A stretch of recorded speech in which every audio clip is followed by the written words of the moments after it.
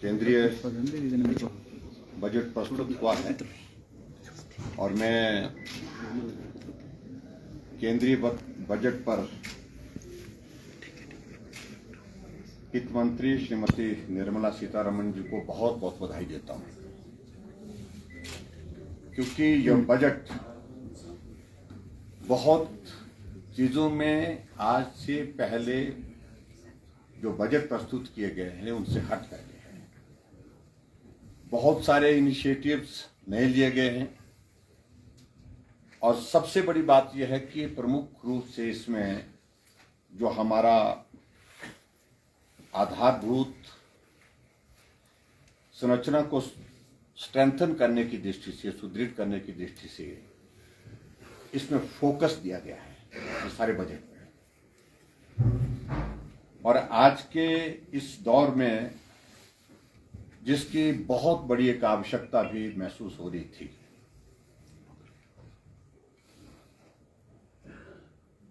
मैं आदरणीय प्रधानमंत्री जी को बधाई देना चाहूंगा और केंद्रीय वित्त मंत्री जी को कि बहुत बेहतरीन बजट प्रस्तुत करने के साथ साथ में पूरे देश के हर प्रदेश का, हर क्षेत्र का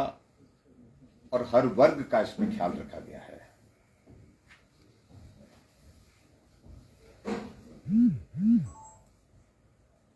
जहां पूरे देश भर में इस बजट की सराहना हुई है, इसका अभिनंदन हुआ है, वहां मैं हिमाचल प्रदेश की जनता की ओर से भी इस बजट का बहुत बहुत अभिनंदन करता हूं।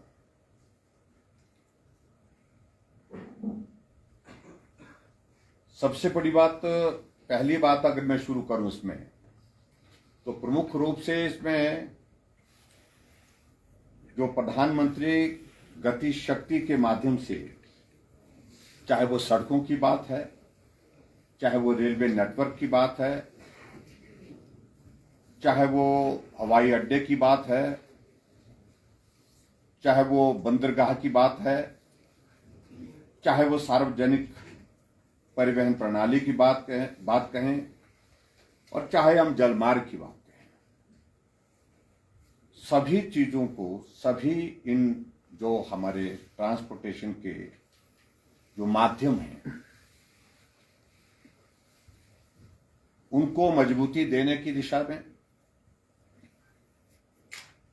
और उनको गति देने की दिशा में एक बहुत ही महत्वपूर्ण पहल हुई है।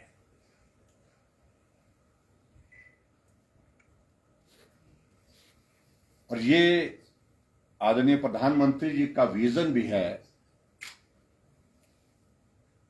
कि जितनी हम कनेक्टिविटी को स्ट्रेंथन कर सकते हैं, चाहे वो कनेक्टिविटी बाई एयर है, चाहे बाई रोड है, चाहे उसके अतिरिक्त चाहे वो रेलवे कनेक्टिविटी की बात है, और उसमें फोकस होकर के और भी ज्यादा इसमें अब जो और चीजों को भी जोड़ा गया है जिनका मैंने जिक्र किया है, तो ये देश के और प्रदेश के डेवलपमेंट में बहुत बड़ा कंट्रीब्यूशन देती है, बहुत बड़ा योगदान देती है जब आपकी कनेक्टिविटी इंप्रूव होती है उस दृष्टि से। और मुझे इस बात को लेकर के भी प्रसन्नता है कि जो पूंजीगत व्यय बढ़ाने के लिए राज्य के लिए अतिरिक्त केंद्रीय सहायता ने चालू वर्ष में जो बजट प्रावधान 5,000 करोड़ रुपए का था,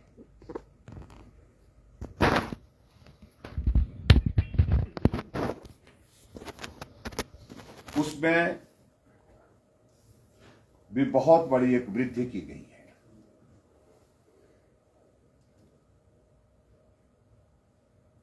और प्रदेश के लिए, हमारे हिमाचल प्रदेश के लिए उसमें विशेष तौर से चालू वित्तीय वर्ष में केंद्र सरकार के माध्यम से अतिरिक्त केंद्रीय सहायता के रूप में 600 करोड़ रुपए हमें हासिल हुए हैं। और ये वो राशि है जो 50 वर्ष के लिए ऋण मुक्त के, बिना ऋण के ब्याज मुक्त जो है वो उसको दिया जाता है, जो हिमाचल प्रदेश के लिए एक बहुत बड़ी राहत है। 400 करोड़ रुपए पहले दिया गया था और वित्त मंत्री जी से हमने उनका संदेश आया था, फोन आया था और फोन जन्मदिन के शुभकामनाएं के लिए था और मैंने उनसे आग्रह किया कि वित्त मंत्री से ऐसे उपलक्ष्य में और तो कुछ मांगा नहीं जा सकता, हम चाहते हैं कि प्रदेश के लिए आप और मदद करें। उस वक्त उनने कुछ नहीं कहा, लेकिन उसी दिन उनने 200 करोड़ रुपए स्वीकृत किया, जिसकी जानकारी मुझे रात को मिली और मैंने उनका आभार व्यक्त किया उस बात के लिए। इसके अतिरिक्त जो एक बहुत महत्वपूर्ण चीज है, क्योंकि रेवेन्यू डेफिसिट ग्रांट में लगातार अब जो हमारा फाइनेंस कमीशन ने उसको टेपर डाउन किया है, उसको काफी नीचे किया है। अब पिछले साल भी कट लगा है, अब की साल और इसमें कट लगेगा, जो आने वाला हमारा ये वित्तीय वर्ष होगा और उसके कारण हमारी आर्थिकी पर एक बहुत बड़ा असर भी आया है स्वाभाविक रूप से। इस सारी चीज को मुझे लगता है कि शायद कंपनसेट करने की दृष्टि से एक नया मैकेनिज्म डेवलप करने की दिशा में कदम उठाया गया है, जो स्पेशल असिस्टेंस की बात कही गई है।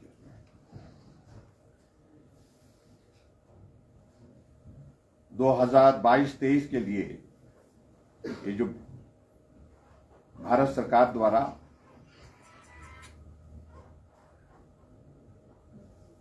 इस सहायता को अब जो है बढ़ा करके उसको उसमें इंक्रीज जो किया गया, वो 10 गुना बढ़ोतरी उसमें की गई है।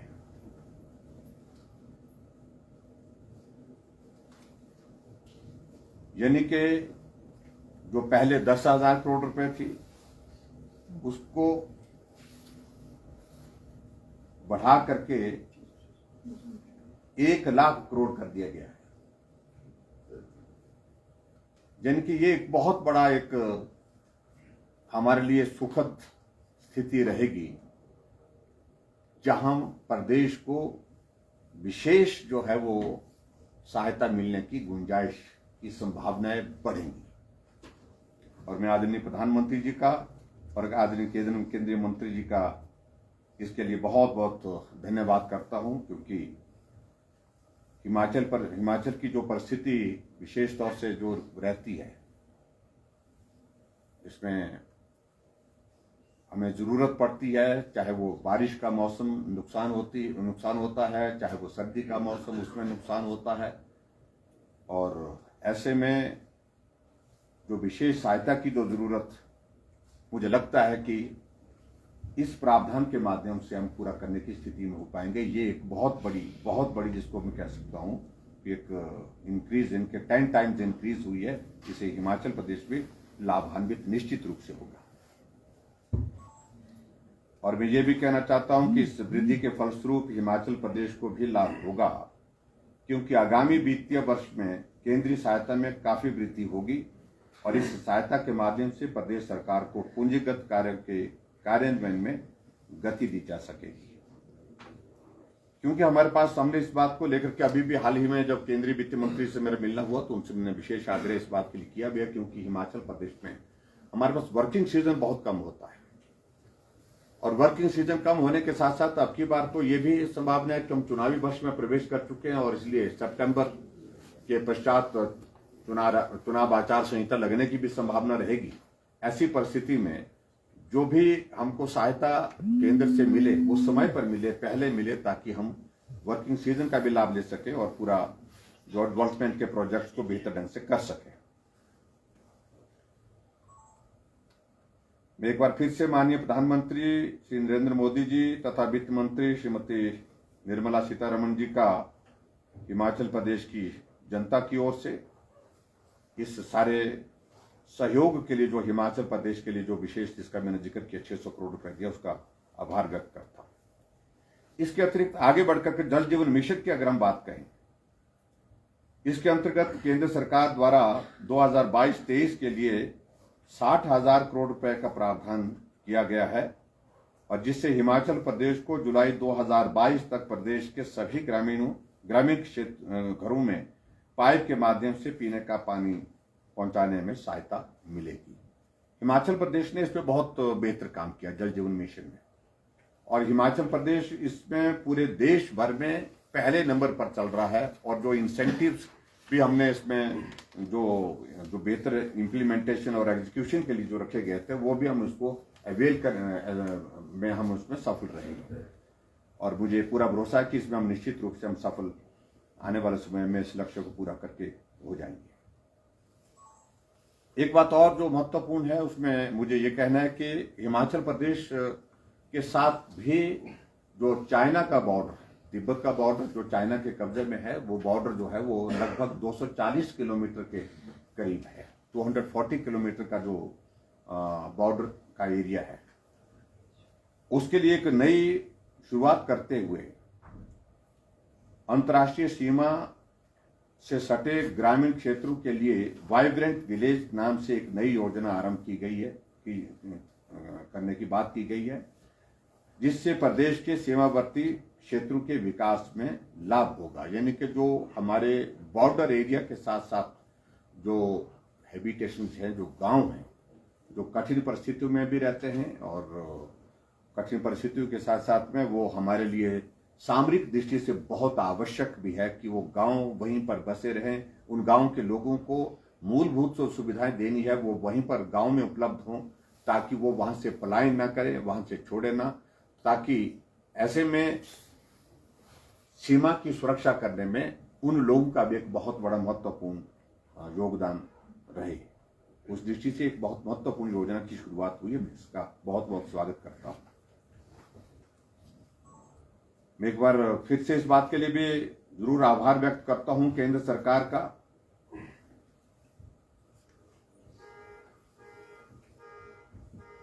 एक सुझाव के रूप में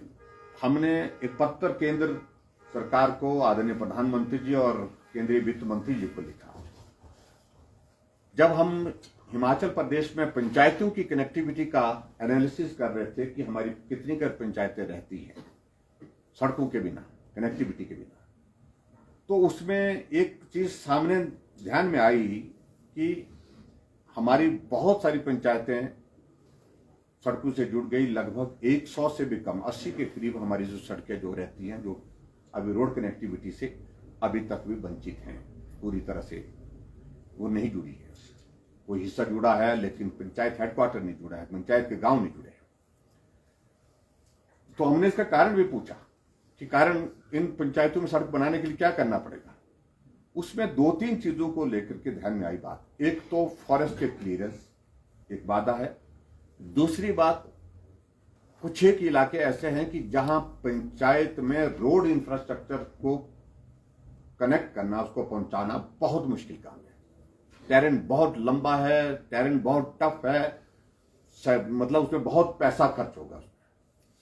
तो हमने एक सुझाव के रूप में कही बात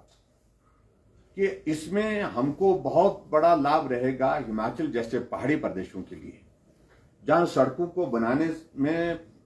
समय भी ज्यादा लगता है, धन भी ज्यादा लगता है, पर्यावरण भी खराब होता है। ऐसी परिस्थिति में कि हम विचार करें कि ऐसे गांव को हम रोपवे के माध्यम से कनेक्टिविटी दें, और रोपवे के माध्यम से कनेक्टिविटी देने के लिए अभी तक इस सारी चीज के लिए कहीं भी इतने बड़े स्तर पर विचार नहीं हो पाया था। और मुझे इस बात की प्रसन्नता है कि जब हमने केंद्र सरकार को, वित्त मंत्री जी को और प्रधानमंत्री जी को लिखा, ये सुझाव बहुत इंटरेस्टिंग भी लगा उनको, और ये सुझाव बहुत व्यवहारिक भी लगा। और आखिरकार वित्त मंत्रालय ने रोप वे के लिए पहले इसके लिए जो है बजट प्रोविजन नहीं किए जाते थे, तो बजट प्रोविजन करने के लिए इसके लिए सहमति दी, और सहमति के साथ इसमें आगे बढ़ करके जो है वो अब एक नई चीज इसमें सामने आई है, जो केंद्रीय सहायता से रोपवे बनाने के लिए पहाड़ी राज्यों में एक नई योजना जिसका नाम पर्वतमाला आरंभ करने की भी आज घोषणा की। ये बहुत ही महत्वपूर्ण है हिमाचल जैसे प्रदेश में, और मुझे इस बात की प्रसन्नता है कि ये इनिशिएटिव हिमाचल प्रदेश की ओर से, हम सब लोगों की ओर से हुआ और इसको बजट में स्थान मिला। ये हमारे लिए बड़े सम्मान की बात है। इससे अगला विषय जो हमारे लिए बहुत महत्वपूर्ण है हिमाचल की दृष्टि से, जो फॉरेस्ट क्लियरेंसेस का इशू है, मैं आदरणीय प्रधानमंत्री जी को, केंद्र में जो पर्यावरण मंत्री है उनको भी, और उसके साथ साथ में हमारे लॉ मिनिस्टर है उनको भी इस बारे में एक नहीं अनेक बार बातचीत कर चुका हूं, लिख भी चुका हूं। पूरे देश भर में हिमाचल प्रदेश एकमात्र राज्य ऐसा है जहां पर फॉरेस्ट की क्लियरेंस स्टेज 2 के होने के बावजूद भी हमको सुप्रीम कोर्ट से अंतिम परमिशन लेनी पड़ती है, अप्रूवल लेनी पड़ती है। और कोविड के कारण लंबे समय से सुप्रीम कोर्ट के पीछे सब सिटिंग नहीं हो पाई, तो लगभग 1.25 साल तक हमारी कोई भी फॉरेस्ट क्लियरेंस नहीं हो पाई, जिसके कारण हिमाचल प्रदेश में सैकड़ों पर मोर देन 600 प्रोजेक्ट्स जो है वो जो फॉरेस्ट की क्लियरेंस के लिए फाइनल स्टेज पर सुप्रीम कोर्ट में लगे थे, वो उसकी हियरिंग नहीं हो पाई। 1.25 साल के बाद आखिरकार वो हियरिंग हुई, और उसके लिए भी मैं विशेष तौर से जो हमारे सॉलिसिटर जनरल है उनका मैं धन्यवाद करना चाहूंगा। उन्होंने आग्रह किया, विशेष मेंशन किया, और उसके कारण फिर उनकी क्लियरेंस हुई। अभी जो इसमें केंद्र सरकार ने इस बात को, अभी भी मेरा प्रधानमंत्री जी से जब मिलना हुआ था मंडी की रैली से पहले, तो उस वक्त भी मैंने प्रधानमंत्री जी से इस बात को कहा था कि हमें बहुत बड़ी राहत होगी अगर ये फॉरेस्ट की क्लियरेंस बाकी राज्यों की तरह हमको भी स्टेट से, मतलब सेकंड स्टेज के बाद मिल जाए तो, और सुप्रीम कोर्ट में आना ना पड़े, इस बात के लिए मदद हमको हो। तो इसके लिए केंद्र सरकार ने फॉरेस्ट क्लियरेंस के लिए शीघ्र मिलने के उद्देश्य से विशेष सुविधा प्रदान करने की माननीय वित्त मंत्री द्वारा बात की गई है, और हमारी सरकार इसके लिए अपनी बात केंद्र सरकार के समक्ष प्रभावी रूप से जो रखी है, तो उसका ये परिणाम स्वरूप है। इसका भी मैं अभिनंदन करता हूँ, स्वागत करता हूँ। और अगर फॉरेस्ट की क्लियरेंस अगर हमको जल्दी मिले तो हमारे डेवलपमेंट की गति कई गुना तेज बढ़ेगी, क्योंकि 1-2 कमरे का निर्माण करने के लिए भी हमको फॉरेस्ट की क्लियरेंस सुप्रीम कोर्ट से लेनी पड़ रही है। ये सचमुच में बहुत बड़ा दुर्भाग्यपूर्ण हमारे लिए है। इसके अतिरिक्त और आगे बढ़कर के जो कर्मचारियों के लिए जो नई पेंशन स्कीम है, उसके अंतर्गत जो मिलने वाली जो टैक्स में जो राहत है वो 10% से बढ़ा करके 14% कर दी है। पहले जो ये राहत जो है वो, पहले ये शेयर भी 10% था, उसके बाद हमने बढ़ा करके उसको 14% किया है, और 14% करने के लिए मैं केंद्र सरकार का एक बार आभार व्यक्त करता हूं। लेकिन सबसे बड़ी बात है कि टैक्स में भी इसमें जो रिबेट मिलता था वो 10% तक मिलता था, अब इसको जो है 14% तक बढ़ा करके जो है वो राहत मिलेगी। उसके लिए भी मैं केंद्र सरकार का आभार व्यक्त करता हूं। उससे कर्मचारी वर्ग को बहुत बड़ा उसका लाभ मिलेगा। इसी के अतिरिक्त जो एक और जो केंद्र सरकार के संवेदनशीलता का एक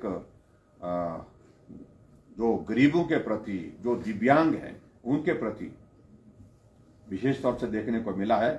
दिव्यांगों तथा माता पिता को कर में राहत दी जाएगी, ये भी आज के इस बजट में जो घोषणा हुई है उसका भी मैं अभिनंदन करता हूं। और उससे बहुत बड़ा एक ऐसा वर्ग है जो समाज में बहुत महत्वपूर्ण भूमिका निभाता है, हर दृष्टि से निभाता है, लेकिन उसके बावजूद वो शारीरिक रूप से जो है वो जितना सहयोग देना चाहें उस सहयोग में उनको अपनी इसमें कठिनाई आती है। देश की महिलाओं और माताओं को के लाभ के लिए उज्ज्वला योजना के अंतर्गत 1 करोड़ नए लाभार्थियों को 2022-23 के दौरान लाभान्वित किया जाएगा। ये भी एक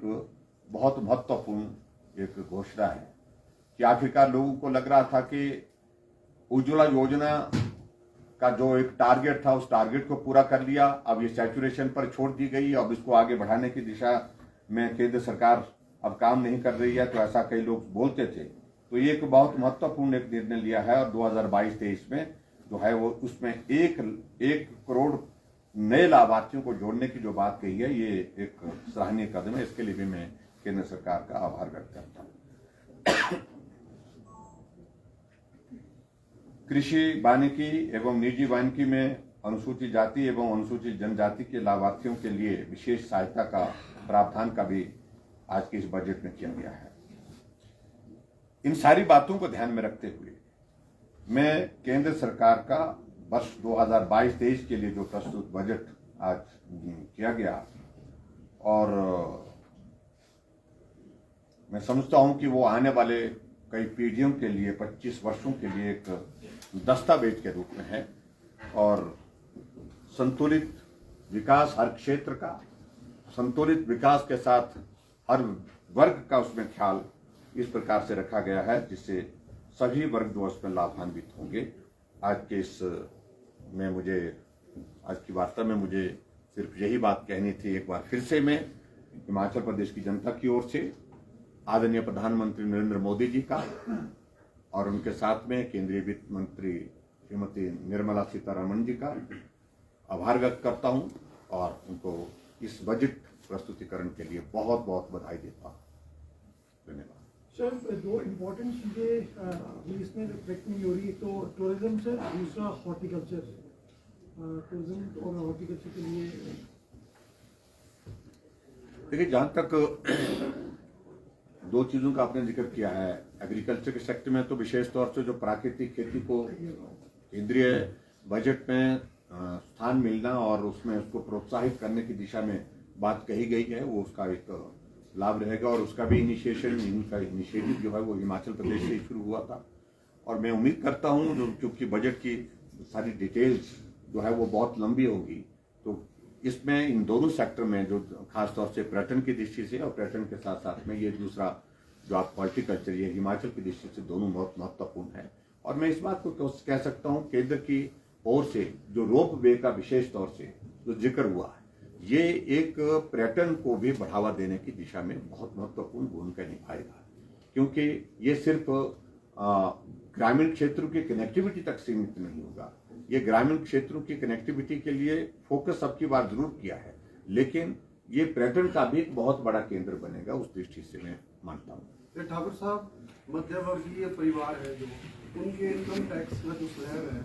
देश या पूरे प्रदेश और देश में लोग इंतजार कर रहे थे, उसमें कोई खास डिफरेंस नहीं। देखिए, एक बात मैं जरूर कहना चाहता हूँ, बजट में बहुत सारी चीजों का समावेश है, और आज के इस बजट में मुझे लगता है कि ज्यादातर, क्योंकि ये तो एक डिमांड का विषय है,